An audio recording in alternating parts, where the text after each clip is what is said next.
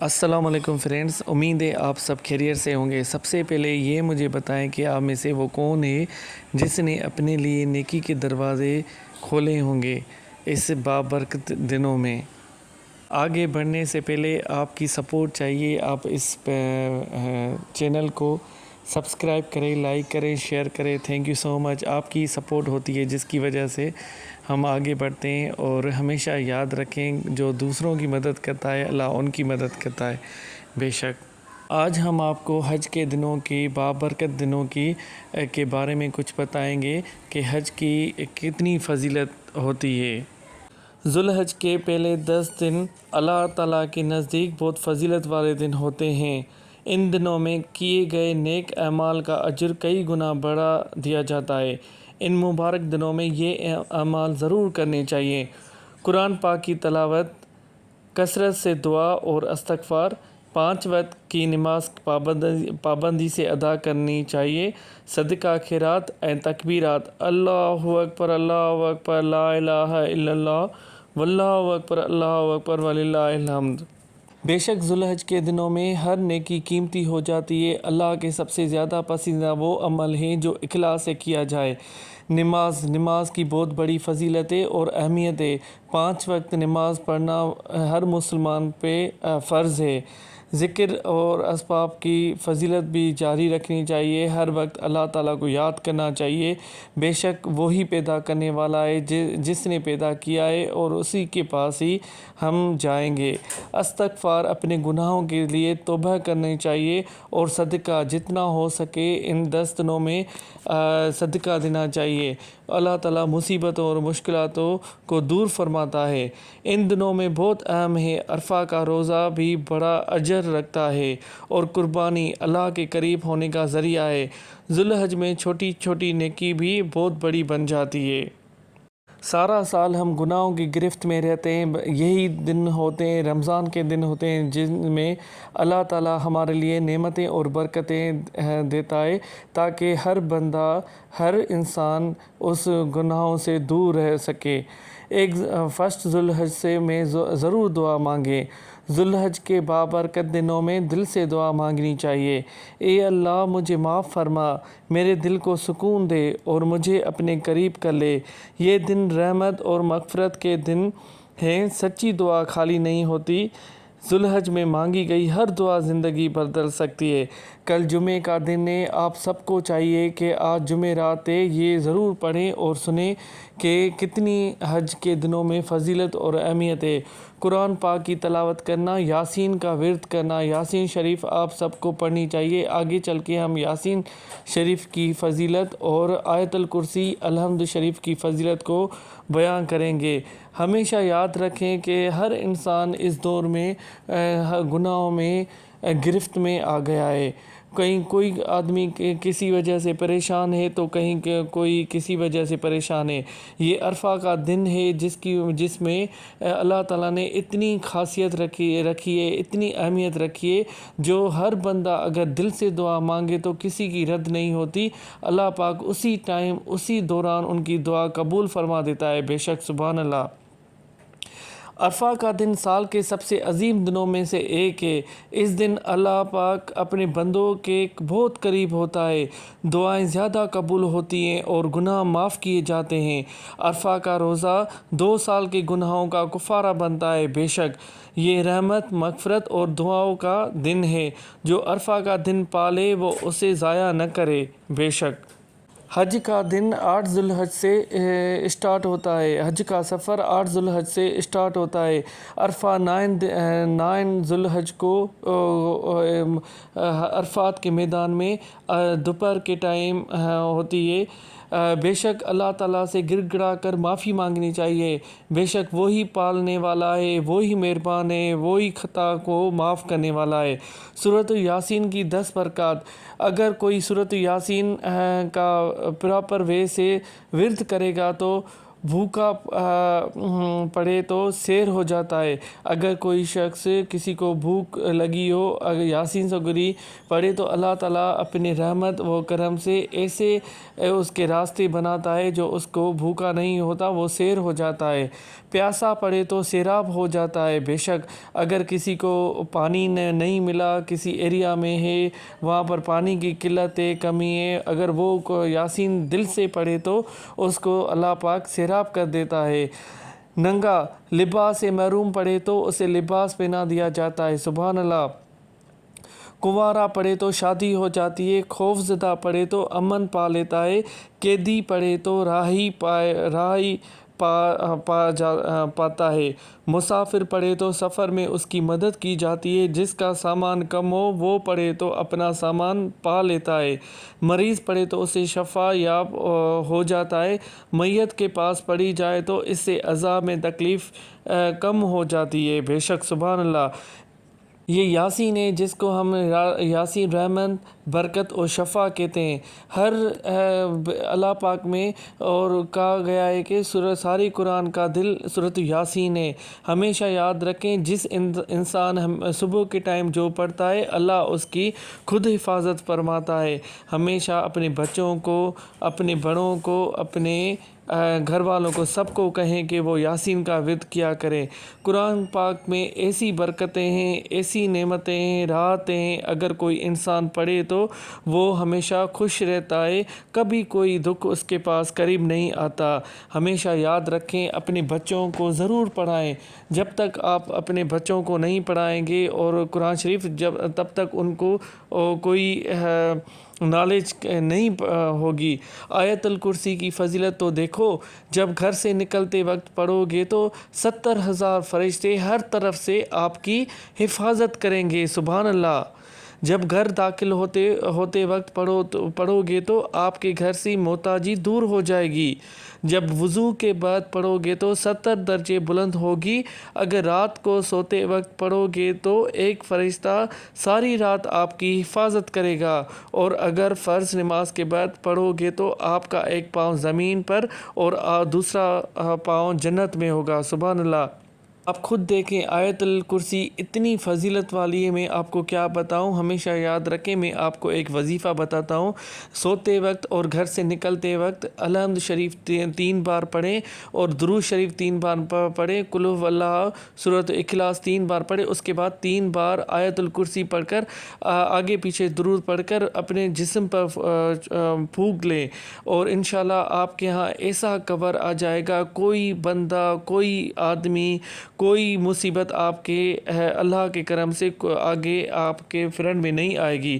بے شک اللہ تعالیٰ خود آپ کی حفاظت فرماتا ہے، ان فرشتے خود آپ کی حفاظت فرماتے ہیں اللہ کے کرم سے۔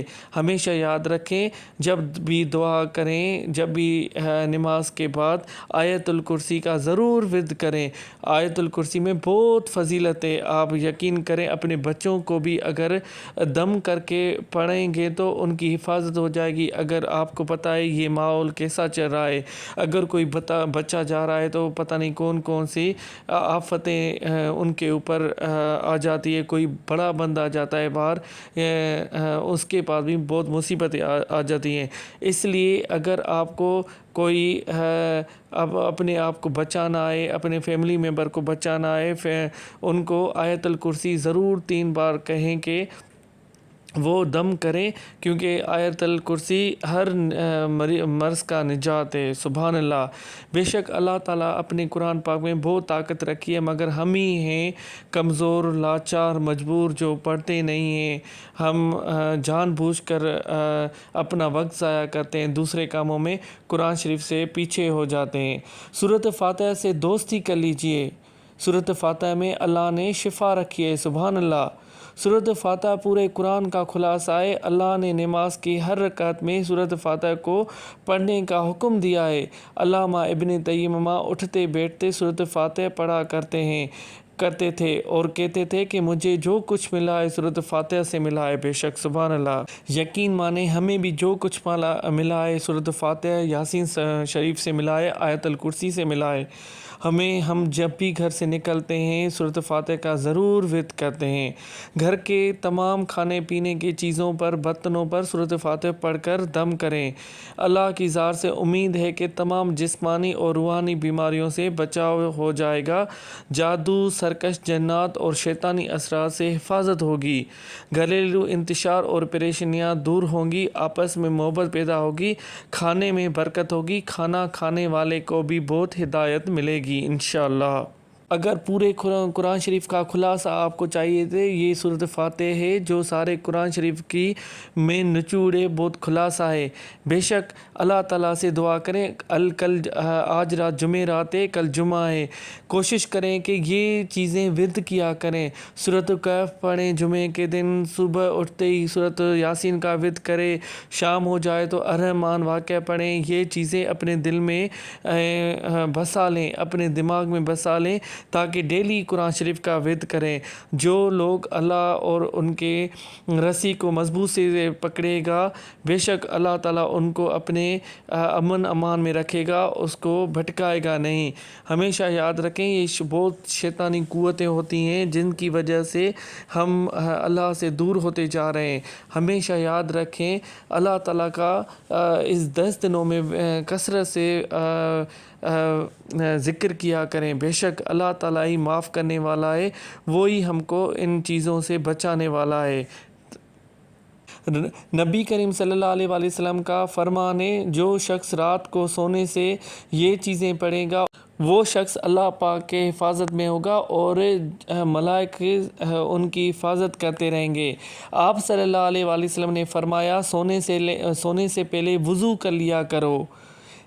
آپ صلی اللہ علیہ وسلم نے فرمایا دائیں کروٹ پر سویا کرو۔ آپ صلی اللہ علیہ وسلم نے یہ بھی فرمایا کہ سونے سے پہلے بستر کو جھاڑ لیا کرو۔ اس میں اتنے فائدے ہیں، میں آپ کو کیا بتاؤں، آپ کو کیا پتہ اگر آپ کو بستر میں کچھ ایسی چیزیں ملیں پھر آپ کو پتہ نہیں چلے، آپ کو تکلیف دیں، اس سے بہتر ہے کہ ہم اپنے پیارے نبی صلی اللہ علیہ وسلم کے سنت کے مطابق اپنی زندگی گزار لیں۔ آپ صلی اللہ علیہ وسلم نے فرمایا عشاء کے بعد فضول باتوں سے بچو۔ آپ صلی اللہ علیہ وسلم نے یہ بھی فرمایا کہ سونے سے پہلے آیت الکرسی کا پڑھ لیا کرو۔ بے شک آیت الکرسی کی بہت بڑی فضیلت ہے، جس کی وجہ سے آپ صلی اللہ علیہ وسلم نے خود فرمایا ہے کہ یہ آیت الکرسی آپ کی حفاظت کرے گی۔ آپ صلی اللہ علیہ وسلم نے فرمایا باوضو سونے والا اللہ کی حفاظت میں رہتا ہے، اور پیٹ کے بل نہ سویا کرو، یہ اللہ کو ناپسند ہے۔ سونے سے پہلے اللہ کا ذکر کیا کرو، بے شک اگر آپ سو رہے ہو اللہ کا ذکر کیا کرو، اگر آپ جاگتے ہو اور بے شک اللہ کے شکر کیا کرو کہ اللہ تعالیٰ نے ہمیں آگے نیو صبح دیے، نیکسٹ صبح عطا کیے رات کے بعد۔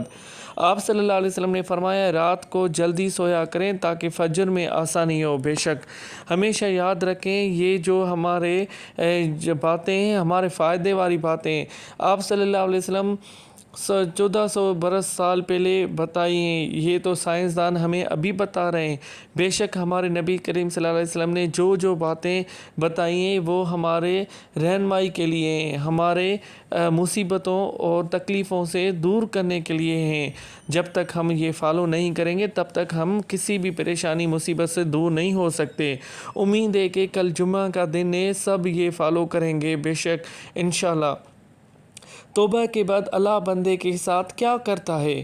جب بندے سچے دل سے توبہ کرتا ہے، اللہ سے گڑ گڑا کر معافی مانگتا ہے اور دل سے توبہ کرتا ہے تو اللہ سے صرف اس کے گناہ معاف نہیں کرتا بلکہ اس کی برائیوں کو بھی نیکیوں میں بدل دیتا ہے۔ سبحان اللہ۔ اللہ اپنے بندوں کی توبہ سے اتنا خوش ہوتا ہے جتنا کوئی شخص کھوئی ہوئی چیز واپس ملنے پر بھی نہیں ہوتا۔ اس لیے کبھی مایوس مت ہونا، کیونکہ اللہ کا دروازہ آخری سانس تک کھلا ہے۔ اللہ ہمیں سچی توبہ کرنے والوں میں شامل فرمائے، آمین۔ آج جمعرات کا دن ہے، کیوں نہ سب مل کر اللہ تعالیٰ سے توبہ کریں۔ کتنا نفسا نفسی کا دور ہے، ہر بندہ پریشان لگا پڑا ہے، کہیں کسی کے رزق میں تنگی ہے تو کہیں فیملی میں پریشان ہے، کسی کو کھانے کے لیے کچھ نہیں ہے۔ ہمیشہ یاد رکھیں جب تک ہمارے یہ اعمالوں کا نتیجہ ہے، ہم اللہ کے جو راستے ہیں ان سے بھٹک گئے ہیں، ہمیں چاہیے کہ آج جمعے کا دن ہے، اور ذوالحج کے دن ہیں، ہمیں چاہیے کہ اللہ تعالیٰ سے اپنے گناہوں کی معافی مانگنی چاہیے۔ اللہ تعالیٰ سے جو بندہ اللہ تعالیٰ سے سچے دل سے توبہ کرتا ہے، اللہ تعالیٰ بے شک ان کی برائیوں کو بھی نیکیوں میں بدل دیتا ہے۔ سبحان اللہ۔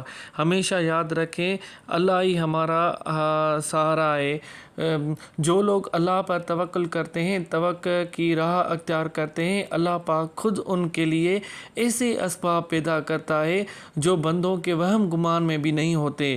بے شک اللہ تعالیٰ مسبب الاسباب ہے اور بے حد مہربان ہے۔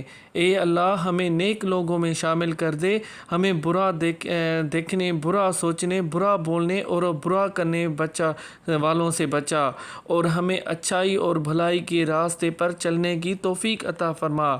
آمین ثم آمین۔ بے شک یہ دعا اپنے سچے دل سے توبہ کر کے کرتے جائیں، بے شک اللہ تعالیٰ 70 گنا ماں سے بھی زیادہ پیار کرنے والا ہے۔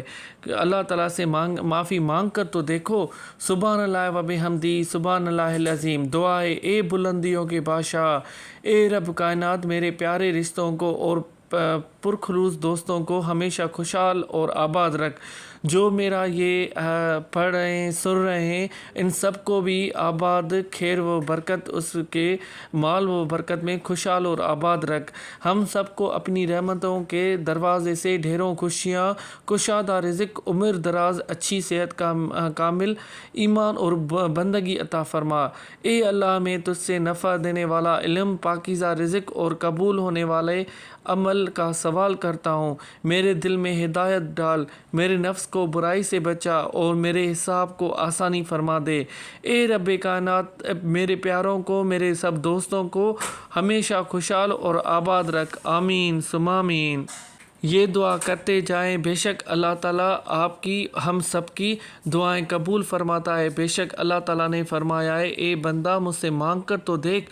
ہم ہی بے بس ہیں، مجبور ہیں، لاچار ہیں، جو اللہ تعالیٰ سے معافی نہیں مانگتے۔ ایک دفعہ اللہ تعالیٰ سے گر گڑا کر معافی مانگ کر دیکھیں، بے شک اللہ تعالیٰ الرحم الراحمین ہے، بے شک وہ سب گناہ معاف کرے گا۔